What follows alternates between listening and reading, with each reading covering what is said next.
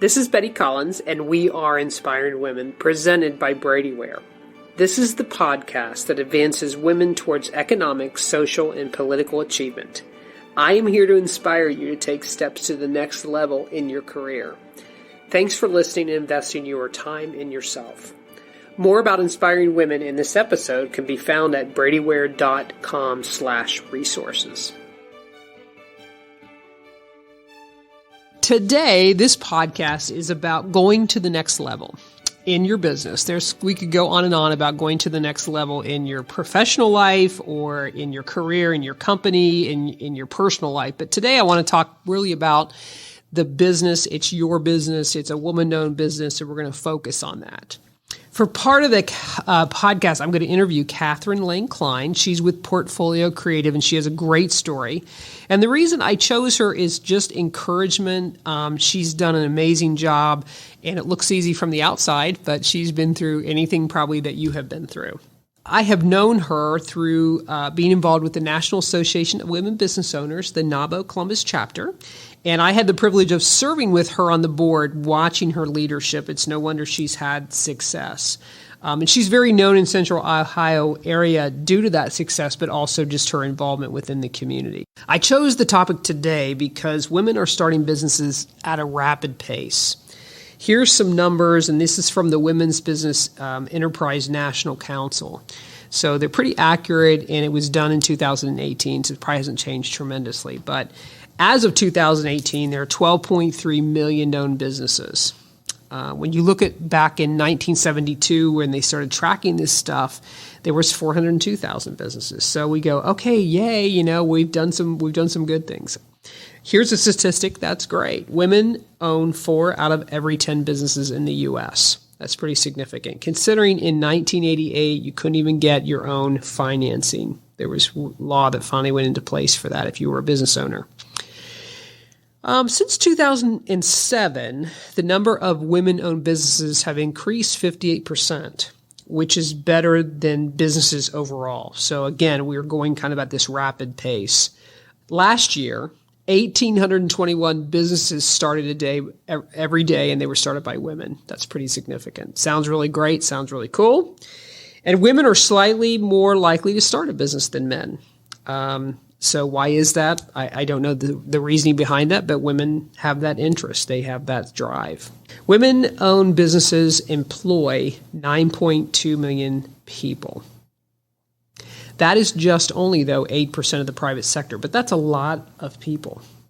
And women-owned businesses generate $1.8 trillion in revenue, which is about 4.3% of the revenue out there.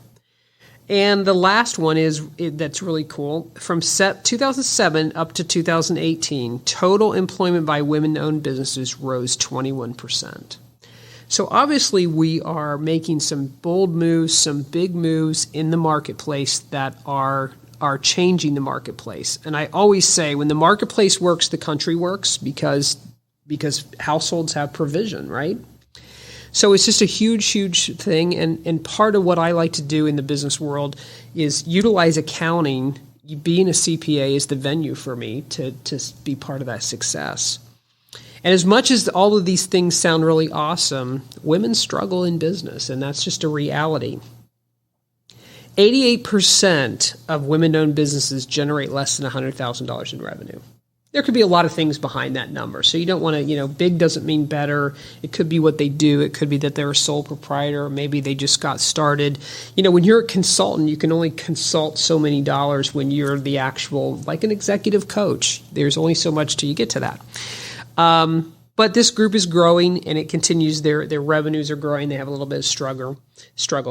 And then 1.7% of women-owned businesses, though, do generate $1 million in revenue or more. Some people think $1 million is a lot. Some people think $1 million is nothing when you have that revenue. And those continue to increase, but women struggle getting to that 100,000, then $500,000, then over $1 million.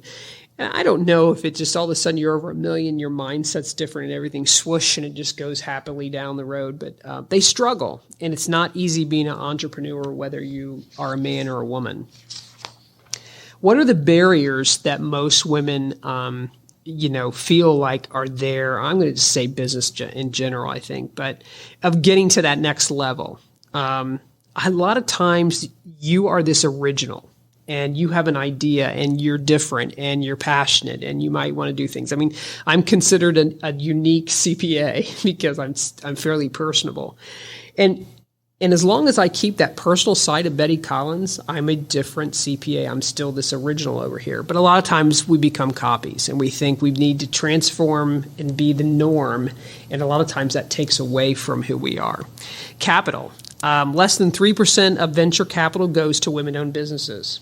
I'm trying to ask a different question as to why that is, because we know it's true, but we just don't really know the why, so we can get to the problem of how to solve it.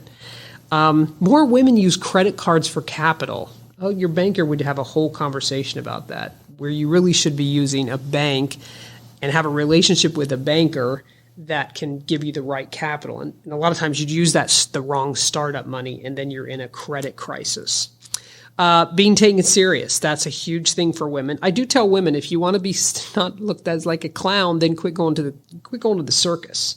So if you want to be taken serious, I mean, I think of Lady Gaga. I will admit this out loud, that I went to see A Star Is Born and thought, man, this singer is amazing. And I didn't realize till the end when they were doing the credits that it was Lady Gaga, right? So, and she talks about, I wish I was taken more seriously. She's a talented, amazing singer. I mean, she can do all kinds of it, right? So you have to sometimes maybe be different to be taken serious, but that's a barrier. Owning your accomplishments. Men will own them all day long. But women, they don't do that as much. Oh, well, it was a group effort and all that kind of stuff. I do the same type of thing, but if you're going to sell yourself and you're going to sell that idea and that stuff to venture capitalists, you own what you have created. We don't do that well. Building a supportive network. Generally, if you have a bad advisor, you just didn't know what advisor you probably needed. So a lot of times you got to have the right supportive network around you. Beyond the banker and even the insurance. It's why I have a supportive network like NABO, or that I give to an organization like the WSBA, because when you build those networks, they definitely work for everyone that's involved. And then balancing personal and professional life. That's a barrier not just for moms. That should be a barrier for parents. That should be a barrier for everybody trying to get that stuff working out. And you will never have the perfect balance, and it's a myth. You just won't. So you have to decide which is more important and how you want it to go. And then the last barrier that I think that's out there is just fear. Nobody wants to fail, and there's a lot of risk in being an entrepreneur. And so women really have more of an issue with fear. I think men ignore fear, maybe. I don't know. Or they just don't let you know it's there. So let me ask you this question before we kind of talk with Catherine. Where are you in the mix for owning a business? Maybe you have the idea, or maybe there's a passion. Or maybe that idea is now on paper and it could become real. Or maybe the startup has actually started and you're going, what was I thinking? Maybe you've made it through 2 or 3 years and you're going, wow, is there ever going to be light at the end of the tunnel? There will be. You might be at the stage where I want this to be worth it. I can tell you right now, one reason I'm a business owner, because I have a piece of stock and one day I will sell that stock. It has to be worth something, right? I'm not going to do all this for nothing. Maybe you think bigger is better. There has to be more. More is always better. And then you're finding out, we grew it too fast, we are too big, and we've lost our identities. Maybe legacy is becoming a familiar word. It's kind of a scary word, but for me, I really hope legacy is not something I run from, but maybe you're in that stage of, I want another generation to do this, or hopefully what I did had some impact.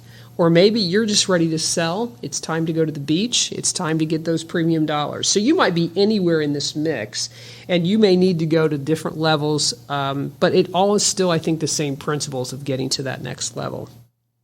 You also have to ask yourself what keeps you up at night. Then you'll know why you're not getting to the next level. That's, as an advisor, I probably try to apply that to my business owners the most. What keeps you up at night? It could be that you don't have any talent to hire. It could be that your line of credit has to renew again, and you're going, will it renew? And payroll needs to be met again. It's already Friday and it's 2 weeks ago. And Maybe your business partner who you thought you could do and be in business with forever, their personal life is completely out of control. Guess what? You're married when that's your partner. So, these are things that keep you up. Maybe bad advisors, and now you realize you have them. You're not keeping up with competition. I had an interesting conversation with someone the other day who's just been around forever doing something, and she said to me, I'm behind. I didn't do what I needed to, and now I'm trying to catch up. Or maybe there's just not capital available for what you do, and you're kind of tied. So these are things that, where are you in business, and what are the things that keep you up at night? Probably you're not alone if you start talking to other businesses around you. So the business community and the importance of the marketplace is too crucial to let those things get you down.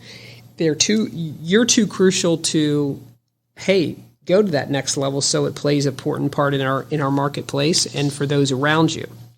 So someone who has done this with just ease is Catherine Lang-Cline, and she is the owner of Portfolio Creative. She's really admired in our community and respected because her leadership skills, she does make it look easy, but she hasn't always been that. So I welcome you to the podcast today. I'm glad that you are with us. I'm very excited to be here. Yes, you said yes immediately, so I was grateful for that. But I'd like to start with talking about your company today. So give my audience an overview of here we are now. Okay. Well, Portfolio Creative has been around for about 14 years now. Okay. And we do staffing and recruiting for anything in the advertising and marketing field. In a good year, we can have as much as $9 million in revenue. On average, we're like around $6 million. And essentially, we just work in the Columbus region, and we are now starting to push out to Cleveland and Cincinnati. We do have some placements in Pittsburgh, and we have worked in New York. Because essentially, if people call us, we'll try and find them someone. And sometimes people that we used to work with move to those places and ask if we could still do it in that area. So that kind of has helped us grow as well. Oh, that's great. How many employees do you have today? Just approximately. Right now we have about 10, and that includes myself and my business owner. The people that we place, that ranges by season. So that could be anywhere from like 60 to 100 people. Okay. So back when you were ready to start this, talk about your idea and that glass of wine. Tell us about that moment. I don't remember necessarily wine being involved, but I can tell you how it did start. Okay.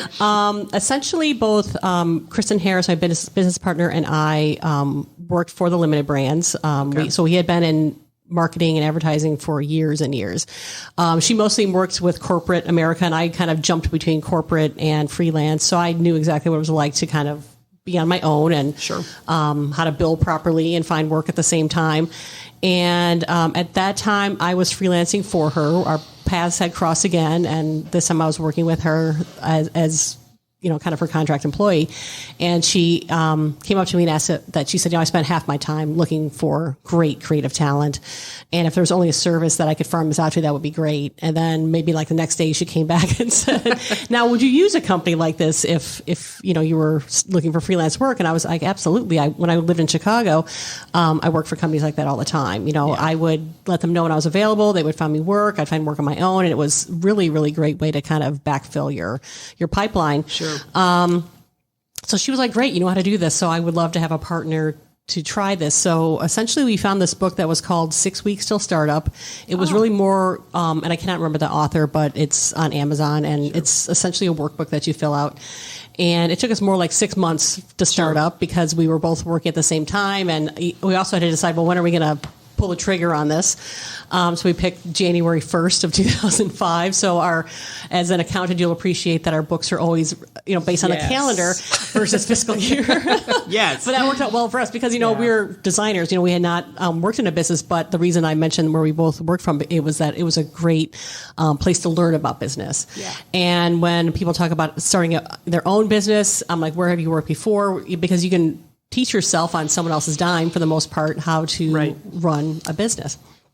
Anyway, so we went through this workbook, which essentially went through the process of setting up a business. And I would really recommend it to anybody, especially if they have a business partner, to kind of make sure that you're on the same page, because we have been incredibly lucky that 14 years later, we still get along fantastic. Sure. And some of that formula is everything that I wanted to do, she did not want to do, and everything that she wanted to do, I did not want to do, which worked out really great. So it wasn't everybody was doing sales or everybody was, you know, trying to place talent. I loved the sales. She loved finding the talent, and we both stayed in our lane. And actually going through the workbook, that really helped too, because it took you step by step as far as what would your mission be for this company? You know, what do you value? How do you vision the company? And you can run into a partner that, and there's nothing wrong with either scenario, that one wants to, anytime there's money being made, they want to reinvest in the business, they want to hire more people, and another one wants to buy a boat. And if you are that skewed in where you would like the business to go, then it's time to have a conversation, and maybe it's not a good partnership. People also start their businesses with their very best friend. I always like to joke that Kristen and I are not friends. We are business partners. Dude, that's a different thing. That's and while we would probably do very fine out socially, but we very rarely socialize, and we really did not know each other beyond our work experience and ethics that we found each other and said, you know what, Kristen's always been a hard worker, and I think she would be a great business partner, and she thought the same of me. So that's how we kind of started. And then everything else just came like, well, what do you have? Well, I have a computer, and you have a printer and a fax machine, because back then we needed a fax machine. And do we have those now? I don't know if we have those. We don't anymore. You don't need them. Well, I mean, what I do like you hearing it saying is, so when we're talking about the mix of people that are listening to the audience today, there was some thought before you opened doors. A lot of planning, so you knew, you know. I guess you could call it marriage counseling. You still might have a divorce, but or truly, or whatever. Exactly. Let's make a good marriage, right? But you had really thought through some good things. Yes. So the idea becoming reality was there was a lot of discussion. It wasn't just here's my shingle, let's go. Right. And of course, at that time, because you talked a little bit about funding and things like that. A lot of it was all bootstrapped. I mean, Kristen had some money, some cash to start. I was still working part of the time. We were finding talent to place. And in some instances, I would say, well, if I can't find you the perfect person, it'll be me. I will come out and do it. Right. And there was at least twice that I had to go and do that, where, our database was not that deep. So, and I wanted everyone to have the perfect person to do it. And in some cases, these were my past clients. So I felt I had to kind of handhold it through until I find someone as good as me or better to take the job on. Well, when did you realize that, wow, so we talked it through, we started, because some people think, I've created my LLC with the state of Ohio, everything's ready to go. Just not how it works. At what point did you decide, I mean, we have the idea, we've started up, and this is great, we're off and going. But when did you decide, let's make this worth our time? When did you see, maybe give us a time period, how events fell out? When did it become like, we're going to make this worth our time? Well, I don't know how realistic this is for everyone, but for us, we decided that after 6 months, if we could not pay ourselves, we were just going to get a job.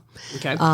We had a lot of networking experience at that point, so we could figure we could get a job anywhere, I suppose, at that point. But that was the first finish line we had to cross before we knew this was a real business. And 6 months came along and we could. So we're like, okay, I guess we're doing this. After that point, that's when we realized, we're going to have to start being a little more brave and getting larger clients and really connected to the people that we know that were in those, that we used to work with, that were now in those companies and find our champions. And, just kind of went after it and said, I'm asking you, based on how you know me and how I work and what I can produce, could you take a chance on this? And we had a number of people that just essentially just walked us right into HR or right to the diversity person and got us signed up. So your mindset changed pretty quickly into this. Yeah, once we realized, because we thought if we paid ourselves, people were buying it, you know? Right. You got Kool-Aid and they're drinking it. Exactly. So we felt a lot more confident, and that's like, okay, let's just keep this momentum going. And it was just a while, just the two of us, until we started, having a little more success, a little more work, and then we started, hiring interns and part-time people to kind of help with things. So when you started expanding and you started getting to, hey, now I've got a payroll to meet, and I've got some volunteer interns. This is awesome. But what was the hardest transition about? Man, it was just Kristen and I. We could do these things. Now I've got an office full of people. What were those challenges for you? One of the larger challenges was delegation. I will say that because who else is going to do it better than me? Right. And I am. And I loved, for example, this is always one of my favorite stories. I love keeping the books. There's nothing more fun than, when the checks come in and you get to add them up and run them to the bank and things like that. And it got to the point where it's like, well, I could probably delegate that. Someone had said to me early on, Catherine, you need to focus on the things that only you can do. Yeah. And then you have to hire people that can do these things better or at least get them off your plate. So that's kind of where we started with our hiring of people that could do the paperwork, people that could do the books, people that could, handle the paychecks and things like that. And I would stick with the selling and the relationships and the client, partnerships and things like that. The things that really generated the checks that were going into the bank, right? That's where the business owner is. Absolutely. But I do want to be known that she liked accounting. I did. I really did. We have to say that. QuickBooks is an amazing thing still to this day. So that was definitely one. And then as we started growing too, because it is a business where you have to pay people before you get paid, right?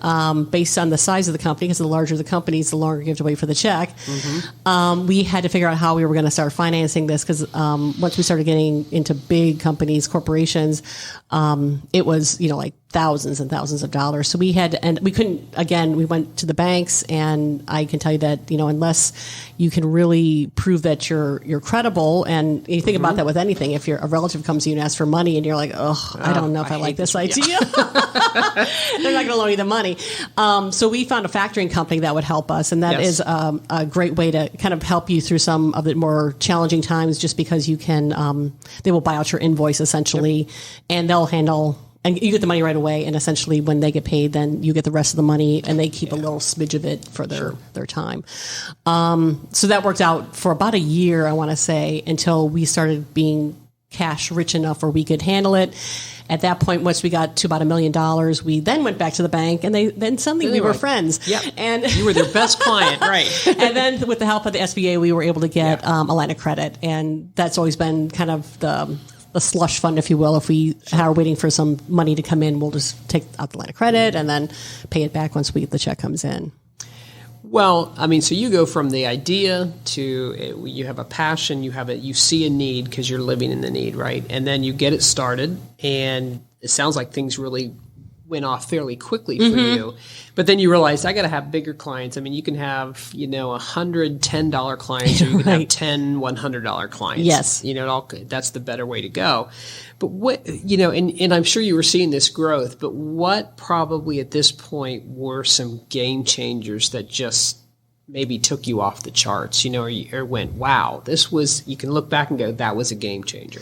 The game changers come when you have a client that everybody's heard of. Like for us, we were from the Limited, and we knew a lot of people there, so we found a champion in there to get us in, and we had them within our first year of business. And I know people, really like, if I can only work with the Limited. Yeah. The difference that made it work too was that not only do we have a champion, but we knew exactly what they wanted. We came from their marketing department. We knew exactly what they needed. We knew the right person to go in there. So it was somewhat of an easy sell. Yeah. It wasn't like we're coming in and now trying to sell them, office supplies or something, because we would have absolutely no experience with that. Sure. And we had to work, a couple partnerships, and they let us dip our toe in at first. But for us, if we had 5 people placed there, it was like Christmas. Yeah. And it has grown exponentially since then, because we were able to prove it and keep delivering, and you can't fail once you're at that level too. Right. A lot of it, I think, also came from just a belief in what we did too. Mm-hmm. You talked about how sometimes women will get scared in business and things like that. Right. I can honestly say I never have been. I just figured it was worth a try. Yeah. And then it was also a little bit of almost like a math problem too. Okay, that didn't work this time, so what else can we try to get in there? Now, how can we try? You're just poking at all these different angles. Who do we know? Who can we find? What networking event will they be at? Yeah. Who's a friend of a friend that could get me in there? Because it was never a no. It was a no, not yet, or no, not now. Right. And I just felt like, well, why wouldn't they want to work with us? Yeah. So it was, for me, there was just no question. We were just going to get in there, and we were just going to do it.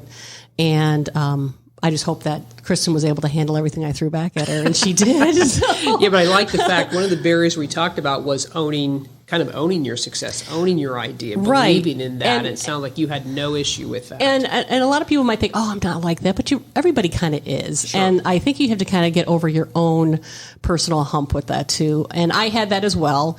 My life could be its own podcast, sure. As far as some of the struggles that I've gone through and, a past marriage and, sure. things like that. And some of the things that changed in my life that really kind of helped is that I had that great support team. And it started initially with, at that time, my boyfriend, who then became my husband. Okay. And I had said, I have this crazy idea. I'm going to start a business. And the first words out of his mouth were, oh, I think you'd be great at that. Awesome. And people who were surrounding me said, yeah, I think you could do that. And then when I started, kind of getting more and more into it, you do start connecting with, like people at Navo and sure. other people who run a business. And you find out that a lot of your worries are the same worries that they had, especially at startup, or they run into a certain crisis, which, scares you because you're not sure how you can handle it. Right. But then you have people beside you that you can talk to and say, what do you do in this situation? And they're like, you know what, nothing. It's going to be fine. Right. We lost a client and I was able to reach out to one of my Nabo sisters and she's like, oh, yeah, that happened to us too. And I'm like, well, what did you do? As I'm still sweating and she said, you get more clients. It was just that simple. Oh, okay. Thank you. Okay. But the fact that it happened to her and she's super successful, it took all the sting out of it. Yeah. So then I just knew, all right, then I just have to get more clients, and it kind of made the ship a little more right at that point. Well, there's all kinds of people listening today who are, business owners, and you've been through all kinds of things. But what is the best advice you give to a business owner who is struggling or they're just stuck? Like, man, Chris and I came together. It was 6 months, and then all of a sudden we were the bank's best friend, and then hey, we got some big names in. But then you kind of came to this plateau. You got stuck. What would be the advice you would say about that?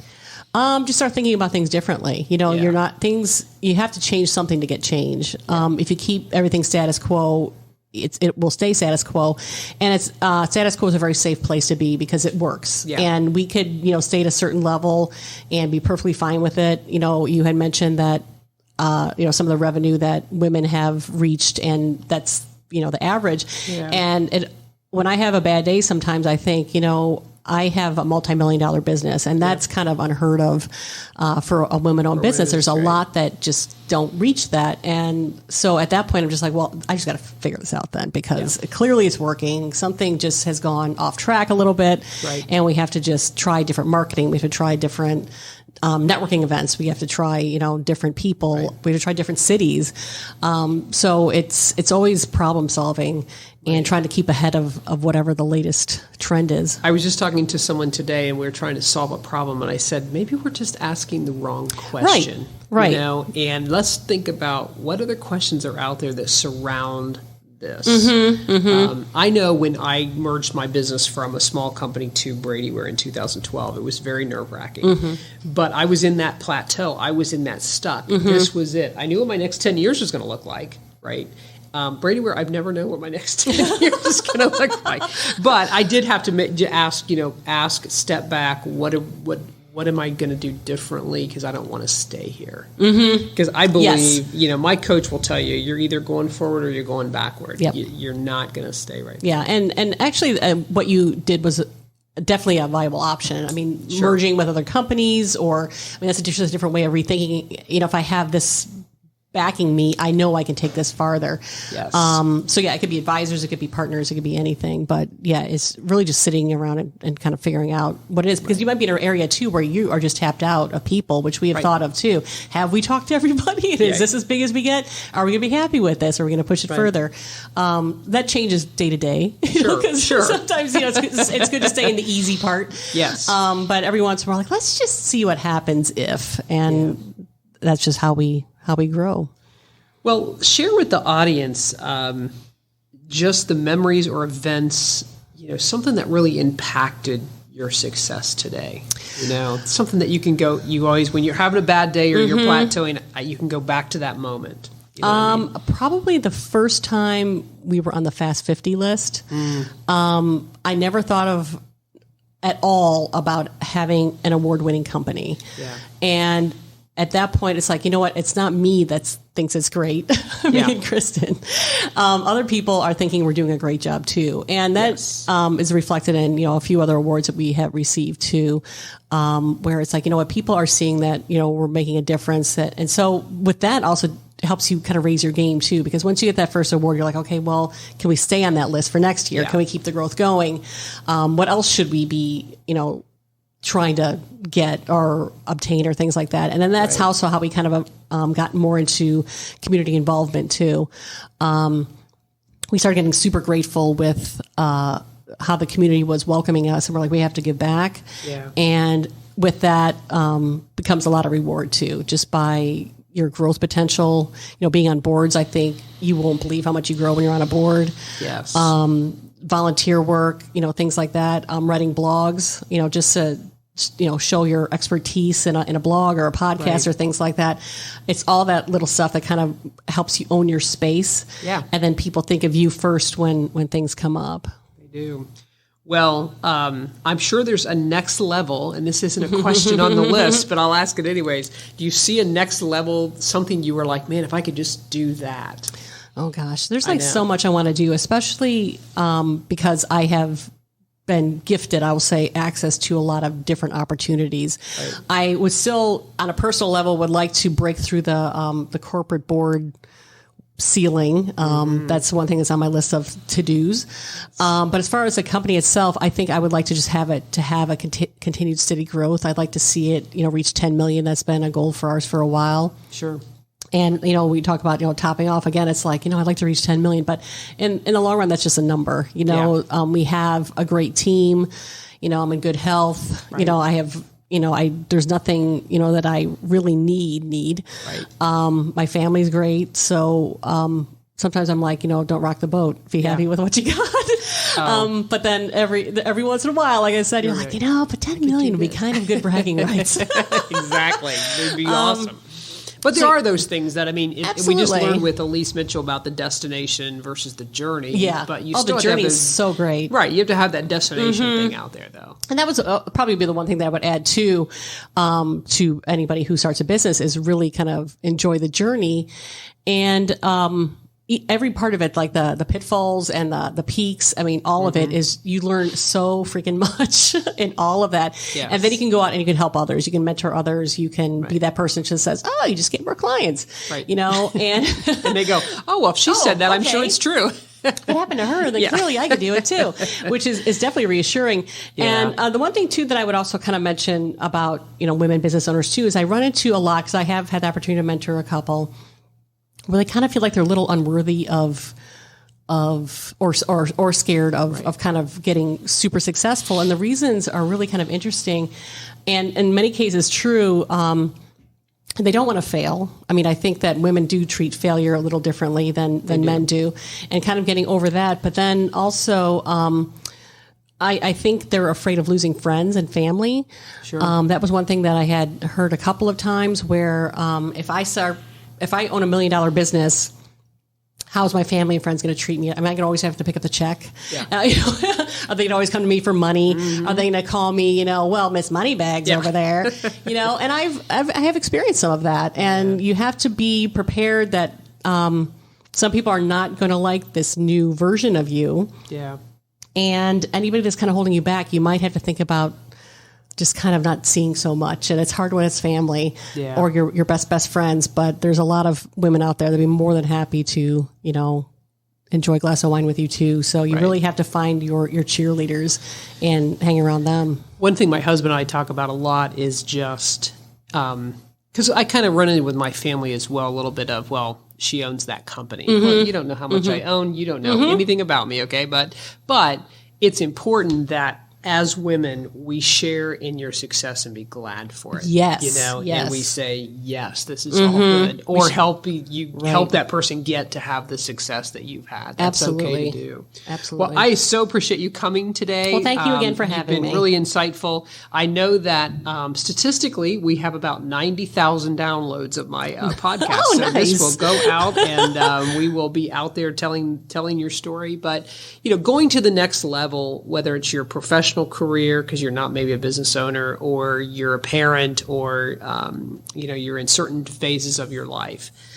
Get with people that you see that the level you would like to be with, and get there. And so that's why we had Catherine come today. So going to that next level wherever you are in the mix, don't let those barriers get you. I'm Betty Collins, and I appreciate your time today. As your career advancements continue, your financial opportunities will continue to grow. Be prepared. Visit bradyware.com/resources to download a copy of the financial checklist for every stage of your life. Everything about the Inspiring Women's podcast, this episode, and Brady Ware & Company accounting services can be found in the podcast show notes.